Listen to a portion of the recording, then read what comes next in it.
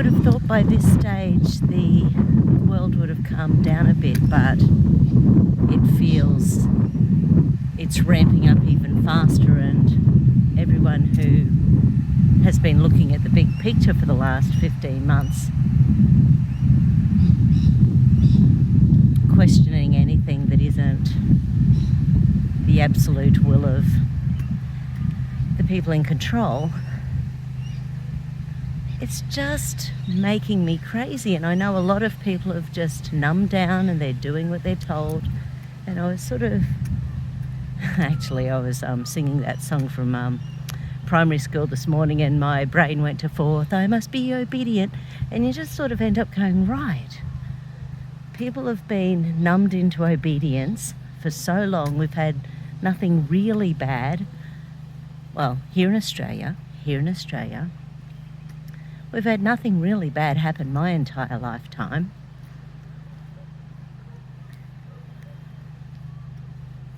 But what are we doing? You know, I just keep thinking about the little human beings in my life, my nephews, my nieces, little Teddy, and it just breaks my heart that this is the world they're going to grow up with. This time in Queensland 3 years ago, by this time in the year, we had over 300 deaths from the flu. 300. No one shut down the world, no one shut down the state, no one was talking about flu jab passes, no one was locked in their homes, the aged care premises weren't locked. So isn't it sort of interesting that this has just turned our entire worlds around? No one is allowed to discuss anything other than the schmack-scene as the only way out. And it's not working. It's not working.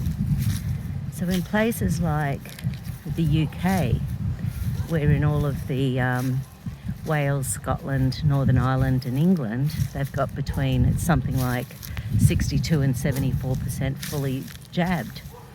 And their cases are 6,400 per day, and now they've got this Freedom Day, which really is only for the fully jabbed. Let's not go crazy with the idea of freedom.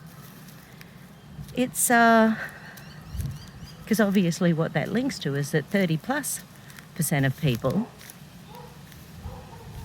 aren't having a Freedom Day.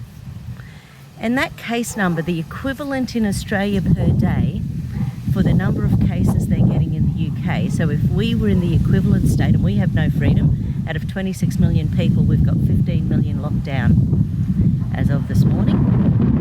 And all of our premiers are using the words like, gotta wrangle it to the ground, gotta break this beast's neck, gotta, get down to 0 cases. They're all talking 0 cases, 0 cases, 0 cases. In the meantime, in Australia, 500 people die per day of all causes. We've had 2 deaths per year this year of COVID. 2 deaths all year of COVID.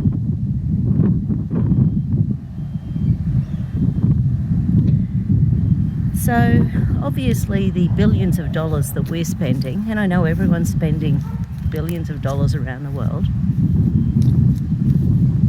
but it just has to make you think, why is it that the people with heart attacks, why isn't this amount of money being put into that? Why isn't this same amount of money being put into obesity, which increases your all-cause death by 15 times? Why is this amount of money not being put into loneliness? Loneliness has the same increased mortality risk as being a heavy smoker. And what have we been doing all year? We are creating loneliness, we're creating devastation, we're creating these, it's something like 5 times more people than normal in Australia are on antidepressants this year than any other time in history. What are we doing to our human beings? The amount of craziness on the news every single day hasn't stopped. It's continuing. It's not going to go away. And I just keep trying to keep my mouth shut about stuff, but obviously my Facebook page was stolen, so I'd spent 10 years building my businesses on there. It it's really challenging when you sort of go, right, they can take my business away at any moment, which really sucks when you sort of think about it. And they can do it to anyone who doesn't follow the narrative, anyone who doesn't say, oh yes, I'll be obedient, I'll follow the rules, however stupid they are. Luckily here in Brisbane at least, we are allowed to walk outside without a mask on. But I know there are still stupid laws all around the world about that. I saw Spain around Christmas time had laws where you had to wear the masks in the ocean. And I thought, what the fuck is going on? Anyway. Hugs to everyone. I just don't think this is going to end. I think the entire plan of the big pharma cartel or the schmovid franchise, I think their whole point was to make $100 every time someone gets a test. I think their whole, people who are well, people who are healthy, being forced to vaccinate every day, every 3 days. These are the sort of plans that governments around the world are doing so that you can leave your house. The world's gone mad, and I don't think it's going to end.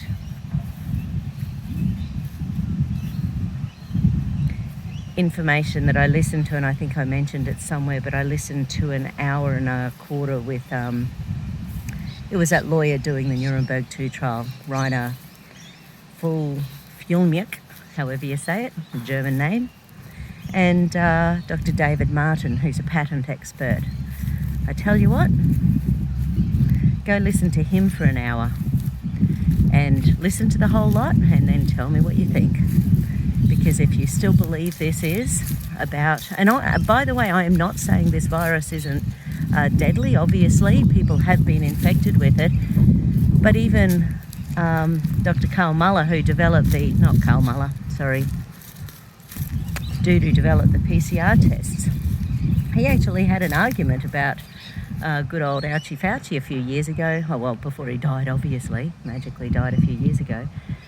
And said that Fauci had no idea how PCR tests worked and what they did, which is really interesting coming from a Nobel Prize winner in science, So we're just going to have to keep on keeping our vibration high, putting ourselves out there to the world with love,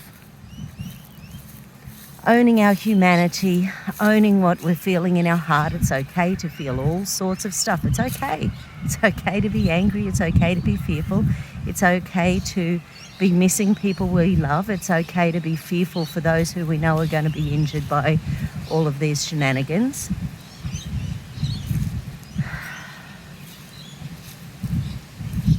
But it's just phenomenal. It blows my mind that people can't see through the shenanigans. It blows my mind.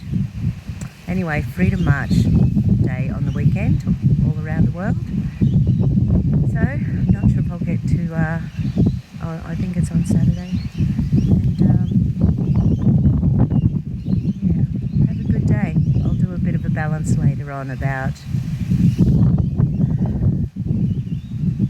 maybe I'll do it about letting go of the ties that we have that bind us in our place, letting go of the ties that bind us to guilt and shame and regret, letting go of the ties that bind us to being subservient, letting go of the ties that bind us to things that we just know aren't true. We know they're not true in our hearts, and yet we're still doing them because we want to be good little human beings.